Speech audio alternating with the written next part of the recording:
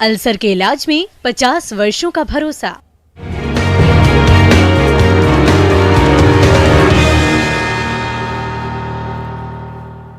आप देख रहे हैं खबर तो समझिए और आपके साथ मैं हूं विवेक। मिशन 2024 को लेकर दिए गए सीएम नीतीश कुमार के बयान पर दूसरे दिन भी व्यस्त रहे।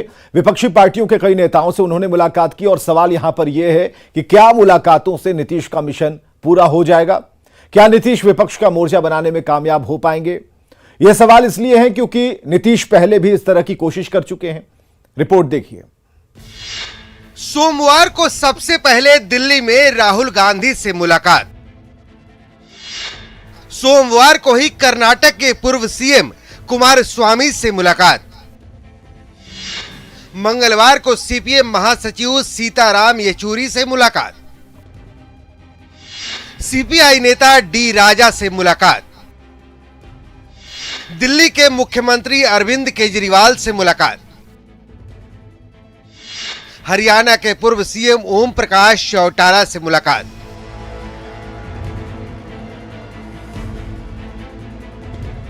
बिहार में बीजेपी से नाता तोड़ने के बाद नीतीश अब दिल्ली मिशन पर हैं। ताबड़तोड़ मुलाकातें कर रहे हैं।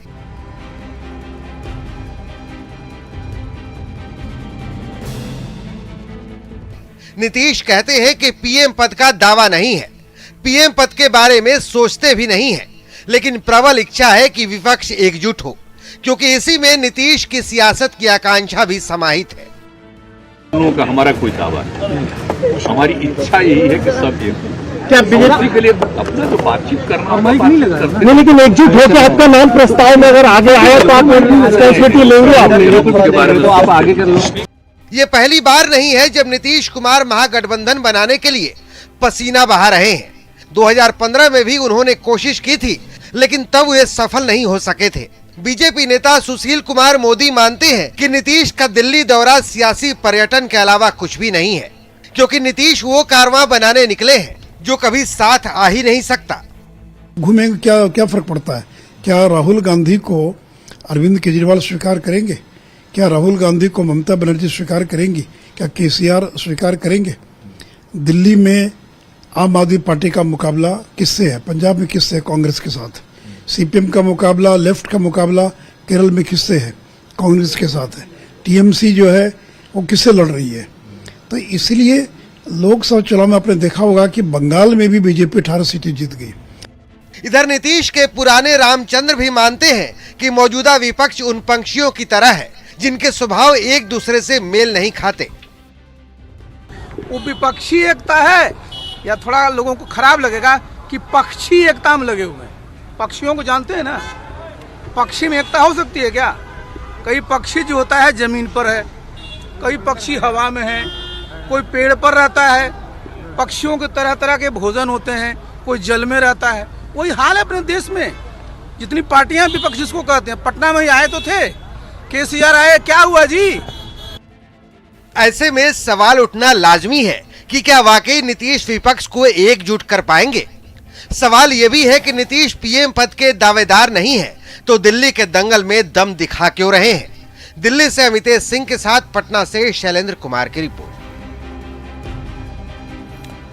नीतीश कुमार ने देर शाम दिल्ली में समाजवादी नेता शरद यादव से मुलाकात की। छतरपुर में शरद यादव के आवास पर जाकर मुख्यमंत्री नीतीश कुमार ने उनसे मुलाकात की। वहीं नीतीश कुमार गुरुग्राम के मेदांता अस्पताल में यूपी के पूर्व सीएम मुलायम सिंह यादव से मिलकर भी उनका हाल जाना। इस दौरान समाजवादी पार्टी के अध्यक्ष और यूपी के पूर्व सीएम अखिलेश यादव भी मौजूद रहे। विजेंद्र यादव का भी तबीयत खराब हो गया तो उसको भेजा गया है।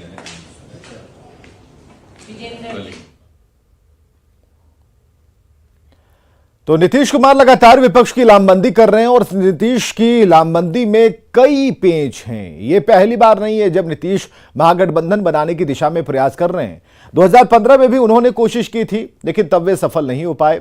बीजेपी 2 टर्म से सत्ता में है, पूर्ण बहुमत की सरकार है, लिहाजा मौजूदा परिस्थितियां अलग हैं। विपक्ष के कई ऐसे दल हैं जिन्हें एक दूसरे से परहेज है और ऐसे में बीजेपी के खिलाफ 2 फ्रंट बन सकते हैं।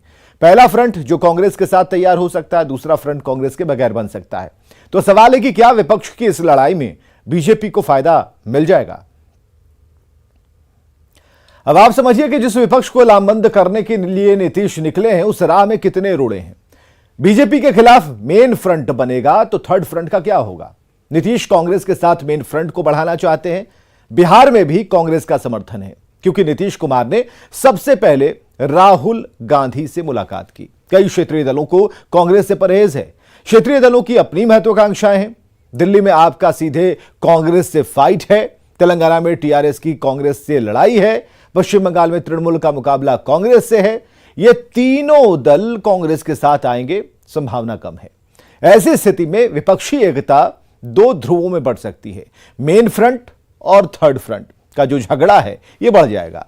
थर्ड फ्रंट और मेन फ्रंट में भी मुकाबला हो सकता है। अगर विपक्ष लड़ेगा तो फायदा बीजेपी को होगा, विपक्ष की लड़ाई का सीधा फायदा बीजेपी को होना है। अगर ऐसा होता है तो विपक्ष का बंटाधार तय है। शायद इसलिए सुशील मोदी नीतीश के दौरे को पर्यटन कहते नजर आ रहे हैं।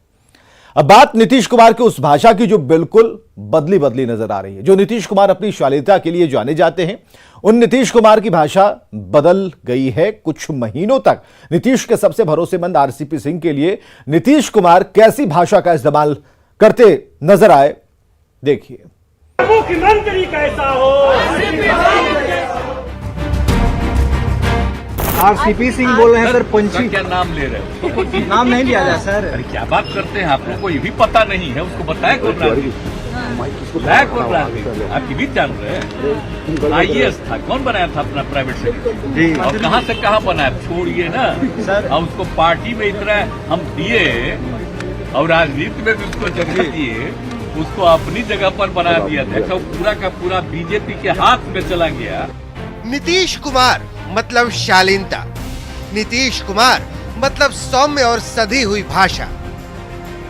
आईएएस अधिकारी से लेकर नेता के रूप में जिस आरसीपी सिंह ने 3 दशकों तक नीतीश कुमार के साथ साए की तरह काम किया, उस आरसीपी का नाम सुनते ही नीतीश कुमार ऐसे बौखलाए कि दिल्ली में नीतीश के साथ मौजूद सीपीआई नेता डी राजा को शांत कराने के लिए प्लीज तक कहना पड़ गया। इस सबको मालूम है ना, मालूम न है राजनीति में लाया कौन, उसके बारे में कोई भी चीज मुझको बोलना, इस सबको मालूम है ना, मालूम न है राजनीति में लाया कौन, उसके बारे में कोई भी चीज मुझको बोलना, इस सबको मालूम है ना, मालूम न है राजनीति में लाया कौन। कभी सबसे भरोसेमंद रहे जेडीयू के रामचंद्र के लिए आज नीतीश की जुबान पर तुम तड़ाक है। नीतीश के तू तड़ाक का जवाब आरसीपी सिंह ने भी दिया और नीतीश की अमर्यादित भाषा के पीछे की वजह भी बता दी। क्या बात करते हैं आप लोगों को ये भी पता नहीं है। उसको बताया कौन राजनीति में, लाया कौन राजनीति में, आप ये भी जान रहे हैं। आईएएस था, कौन बनाया था अपना प्राइवेट सेक्रेटरी, और कहाँ से कहाँ बनाया? छोड़िए ना। और उसको पार्टी में इतना हम दिए और राजनीति में भी उसको जगह दिए, उसको अपनी जगह पर बना दिया अध्यक्ष, और पूरा का पूरा बीजेपी के हाथ में चला गया और अंदर चला गया। तब उसको बिल्कुल मुक्त कर दिया गया। पूरे पार्टी के लोगों को बहुत उस पर था। जब अंत में हम लोगों ने कहा क्या बोलता है, उसके बोलने का कोई मतलब है? आप जरा सोच लीजिए, इस बात को जान तो लीजिए कि कहाँ से राजनीति में आया, किसने लाया, क्या क्या बोलते रहता है। और आजकल तो मुझे बड़ा एक बहुत बात के लिए तकलीफ होती है कि जिस चीज के लिए वो जाने जाते थे, किस चीज के लिए, कि संयमित भाषा बोलते हैं। मेरे बारे में, मैं विधानमंडल का सदस्य तो हूँ नहीं, वहाँ भी मेरे बारे पर मैं बोला, राष्ट्रीय कार्यकारिणी राष्ट्रीय परिषद में बोला। किस प्रकार के शब्दों का प्रयोग कर रहे हैं जी। उनकी भाषा बिल्कुल भ्रष्ट हो चुकी है। क्या शब्द है, तुम तड़ाम पर आ गए, ये उनकी पहचान थी। ये दिखाता है किस प्रकार से उम्र उन पर हावी हो रहा है। अब सवाल है कि नीतीश कुमार के शालीन स्वभाव में बदलाव क्यों है? सधी भाषा बोलने वाले नीतीश तू तड़ाक पर क्यों उतर गए? सवाल लाजमी भी है क्योंकि नीतीश ऐसे तो न थे। के बारे में कोई भी चीज मुझको बोलना। दिल्ली से अमितेश सिंह और पटना से शैलेंद्र कुमार गिल। राजनीति में लाया कौन, के बारे में कोई भी चीज मुझको बोलना, इस सबको मालूम है ना, मालूम न है। उन वजहों को समझिए जिनसे नीतीश और आरसीपी का रिश्ता खराब हो गया। 1996 में जब नीतीश कुमार केंद्र में अटल बिहारी वाजपेयी सरकार में मंत्री थे, इस दौरान उत्तर प्रदेश कैडर के आईएएस अधिकारी आरसीपी सिंह केंद्रीय मंत्री बेनी प्रसाद वर्मा के निजी सचिव के तौर पर काम कर रहे थे। इसके बाद नीतीश कुमार जब रेल मंत्री बने तो उन्होंने आरसीपी सिंह को अपना विशेष सचिव बनाया। 2005 में जब बिहार विधानसभा चुनाव के बाद नीतीश कुमार मुख्यमंत्री बने तो उन्होंने आरसीपी सिंह को दिल्ली से बिहार बुला लिया। 2005 से 2010 के बीच आरसीपी सिंह नीतीश कुमार के प्रधान सचिव के तौर पर कार्यरत रहे। समय के साथ आरसीपी का कद बढ़ता गया। आरसीपी सिंह जेडीयू के राष्ट्रीय अध्यक्ष बने और आप समझिए कि रिश्तों में खटास कहां से आ गई। आरसीपी सिंह का केंद्र सरकार में मंत्री बनना बड़ी वजह थी। नीतीश कुमार और आरसीपी सिंह के रिश्तों में टर्निंग पॉइंट पहली बार 2021 में आया, जब केंद्र में नरेंद्र मोदी सरकार का मंत्रिमंडल विस्तार हुआ और आरसीपी सिंह मंत्री बने। आरसीपी सिंह का दावा कि नीतीश कुमार की सहमति से वो मंत्री बने। केंद्र में मंत्री बनने के बाद भी कई मौकों पर आरसीपी सिंह ने बीजेपी सरकार का गुणगान कर दिया और केंद्र सरकार की योजनाओं का गुणगान करते नजर आए, जो नीतीश कुमार को खटकने लगा। बीजेपी के लिए आरसीपी का सॉफ्ट कॉर्नर भी उन पर भारी पड़ा। आगे बढ़ते हैं। आरोपों से घिरे पूर्व कानून मंत्री कार्तिक कुमार पर फिर कई गंभीर आरोपों की बरसात हुई। हालांकि यह आरोप भी राजू सिंह उर्फ राजू बिल्डर के अपहरण से जुड़ा है, लेकिन इस बार सीधा आरोप लगाया है बिल्डर राजू सिंह की पत्नी दिव्या सिंह ने, और इन आरोपों ने पट्टा पुलिस पर सवाल खड़े किए हैं। बिहार के पूर्व कानून मंत्री कार्तिक कुमार सिंह को अपहरण के जिस मामले के कारण इस्तीफा देना पड़ा था, अब उस मामले में एक नया मोड़ आ गया है। अपहरण के उस मामले में शिकायतकर्ता राजू सिंह की पत्नी दिव्या सिंह ने पूर्व मंत्री पर समझौते के लिए दबाव बनाने का आरोप लगाया है। इस बीच में उन्होंने बहुत कोशिश की मेरे पति बेऊर जेल में जाके उनसे कॉम्प्रोमाइज़ करवाने की ज़बरदस्ती। मेरे घर पर लोग आए उनका नाम लेते हुए कि कॉम्प्रोमाइज़ करवा दिया जाए। तो बहुत ज़्यादा कोशिश की उनके तरफ से कि किसी भी चीज़ को, इस केस को लेकर रफा दफा करवा दिया जाए। यही नहीं, दिव्या सिंह ने पटना के एसएसपी मानोजीत सिंह ढिल्लों पर भी कार्रवाई में कोताही बरतने का आरोप लगाया है। खुद जाके एसएसपी से मुलाकात की, उनको इस सारे घटनाक्रम के बारे में बताया और उनसे सुरक्षा की गुहार भी की कि सर मुझे मीन टाइम एक सुरक्षा प्रदान की जाए, क्योंकि उनके लोग बार बार आ रहे हैं मुझसे मिलने, घर पे आ रहे हैं। तो उन्हें आश्वासन दिया कि आपको सुरक्षा दी जाएगी, पर अभी तक ऐसा कुछ भी नहीं हुआ। दिव्या सिंह ने पटना हाईकोर्ट के चीफ जस्टिस को भी चिट्ठी लिखी है, साथ ही सरकार से सुरक्षा की गुहार लगाई है। माननीय मुख्यमंत्री जो नीतीश कुमार जी हैं, वो हर चीज़ को बहुत ध्यान से देखते हैं और मुझे उनसे यही गुहार है कि जो सत्य है उसका साथ दें और एक जो क्रिमिनल किस्म का इंसान है उसके खिलाफ कार्रवाई की जाए और मुझे सुरक्षा प्रदान की जाए। फिलहाल दिव्या सिंह के पति Raju Singh money laundering act के एक मामले में जेल में बंद है। ऐसे में पूर्व मंत्री कार्तिक सिंह पर दिव्या सिंह के आरोपों के बाद एक बार फिर बिहार में राजनीतिक घमासान छिड़ सकता है। अमित कुमार, न्यूज़ 18 पटना। 23 सितंबर को गृह मंत्री अमित शाह के कार्यक्रम को लेकर अररिया में बीजेपी जिला इकाई की बैठक आयोजित की गई। बैठक में बिहार बीजेपी अध्यक्ष संजय जायसवाल शामिल हुए। संजय जायसवाल ने जनसंख्या नियंत्रण कानून लागू नहीं होने के कारण अररिया और किशनगंज की आबादी तेजी से बढ़ने की बात कही और साथ ही नेपाल बॉर्डर के नो मैंस लैंड क्षेत्र में बाहरी लोगों के बसने को भी देश के लिए खतरा बताया। नियंत्रण नहीं होने की वजह से आप का जो यह इलाका है दुनिया में सबसे ज्यादा बच्चे पैदा कर रहा है। केवल आपके मुकाबले में एक इथियोपिया ही है जहां ज्यादा बच्चे पैदा किए जा रहे हैं, नहीं तो पूरे दुनिया में सबसे ज्यादा बच्चे किशनगंज अररिया में पैदा हो रहे हैं। तो ये जनसंख्या का इस तरह से विस्फोट होगा तो जाहिर बात है कि इलाके का विकास कमजोर होना ही है। 2024 के लोकसभा चुनाव को लेकर सियासी अंगड़ाई शुरू हो गई और इसकी शुरुआत बिहार में सीमांचल की धरती से हो रही है। 23 सितंबर को अमित शाह बिहार आ रहे हैं। अमित शाह सीमांचल में जनसभा करेंगे। केंद्रीय गृह मंत्री अमित शाह 23 सितंबर को नॉर्थ ईस्ट के प्रवेश द्वार कहे जाने वाले पूर्णिया में सभा कर लोकसभा चुनाव का बिगुल बजाएंगे। बिहार में नई सरकार बनने के बाद अमित शाह की यह पहली यात्रा होगी। कुल मिलाकर सीमांचल का सियासी पारा गर्म है।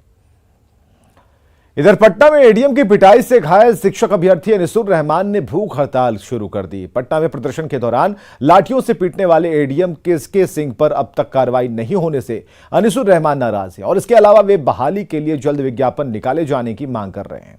अनिसुर दरभंगा के बेनीपुर में अपने घर पर भूख हड़ताल पर हैं।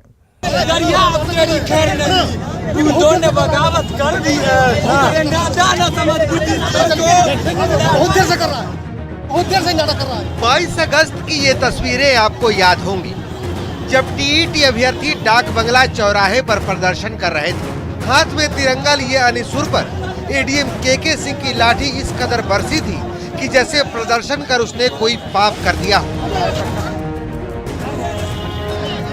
एडीएम केके सिंह की लठबाजी का वीडियो जब सुर्खियां बना तो जांच टीम का गठन हुआ और शो कॉज जारी किया गया था। जिलाधिकारी पटना चंद्रशेखर सिंह ने जांच कमेटी गठित की थी और जिस जांच कमेटी की रिपोर्ट भी उन्हें अधिकारियों ने सौंप दी थी 2 सितंबर को। उसके बाद आरोपी एडीएम केके सिंह से स्पष्टीकरण मांगा गया था, यानी शो कॉज मांगा गया है। अब तक शो कॉज का जवाब नहीं मिला है। 1 सप्ताह की मोहलत दी गई है जिलाधिकारी के द्वारा। इधर जो पीड़ित छात्र है अनिशुर रहमान, वह भूख हड़ताल पर बैठ गया है। दरभंगा के अनिशुर का कसूर बस इतना है कि वह शिक्षक की नौकरी मांग रहा है, वो भी नियोजन पर। लेकिन सरकार सुनती कहाँ है। लाठी खाने के बाद सिस्टम से व्यास अनिशुर ने अब खाना पीना छोड़ दिया है। मेरा एक ही बात कहना है सर कि ये नीतीश चाचा जो है हम लोगों का शकल सूरत अगर देखिएगा ना सर, तो हम लोग अथाह बथा नजर आएंगे। हम लोगों को नीतीश चाचा अथाह बथा बना दिए हैं। नीतीश चाचा से ये अनुरोध है कि नीतीश चाचा आप लोग हमको उस्ताद का पोस्ट अता कीजिए। हम आप लोगों को उधम सिंह, भगत सिंह, आज़ाद और कलाम अता करेंगे। नीतीश चाचा आप हम लोगों के साथ हमेशा सौतेला व्यवहार करते आए हैं। आपका भतीजा जो है पागल होने पे है तैयार, बात और भात के कारण भूखे मरने को तैयार है। दरअसल 11 अगस्त को नीतीश तेजस्वी की नई सरकार बनने के बाद 22 अगस्त को टीईटी पास अभ्यर्थियों ने 7वें चरण के नियोजन की मांग को लेकर धरना प्रदर्शन किया था। अभ्यर्थी सड़क पर उतरकर आंदोलन कर रहे थे। इसी दौरान प्रदर्शनकारियों पर जमकर लाठी बरसी थी। दरभंगा से विपिन कुमार के साथ पटना से रजनीश कुमार की रिपोर्ट। और अब वो खबर जिसके बारे में जानना आपके लिए जरूरी है। कोरोना के खिलाफ जंग में भारत ने एक और कदम आगे बढ़ा दिया है। डीसीजीआई ने भारत बायोटेक की नोजल वैक्सीन के इमरजेंसी इस्तेमाल को मंजूरी दी। कोरोना के बचाव के लिए नाक से दी जाने वाली पहली वैक्सीन होगी। भारत में 100 करोड़ से ज्यादा लोगों को कोरोना का टीका दिया जा चुका है और अब डीसीजीआई ने 18 साल से ज्यादा उम्र के लोगों के लिए नोजल वैक्सीन के इमरजेंसी अस्पताल को मंजूरी दी है और इसके जानकारी केंद्रीय स्वास्थ्य मंत्री डॉक्टर मनसुख मांडविया ने ट्वीट कर दी। बात करेंगे तो दहाड़े डकैती के प्रयास की तो धनबाद का बैंक मोड़ फायरिंग की आवाज से कांप उठा। मुथूट फाइनेंस कंपनी लूटने आए एक लुटेरे को पुलिस ने मार गिराया। 2 को पकड़ा गया और 2 भाग निकले।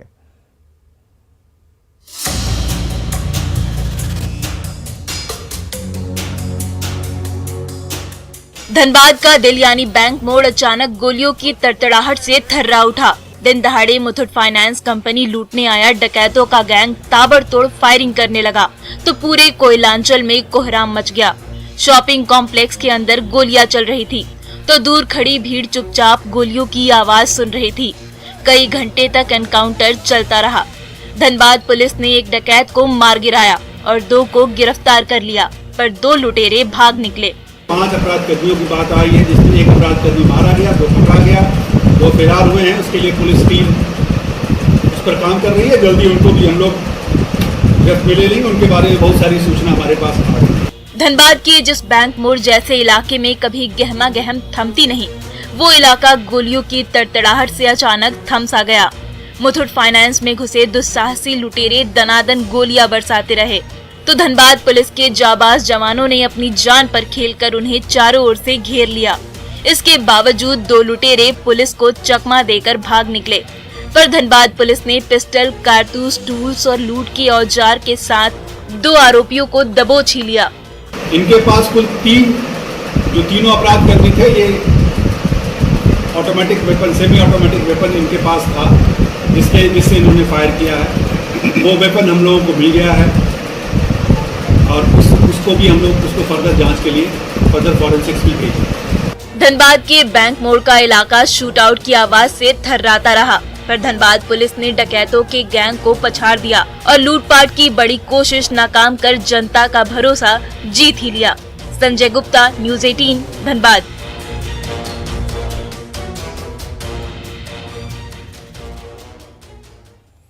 और खबरें लगातार जारी हैं, बने रहिए हमारे साथ।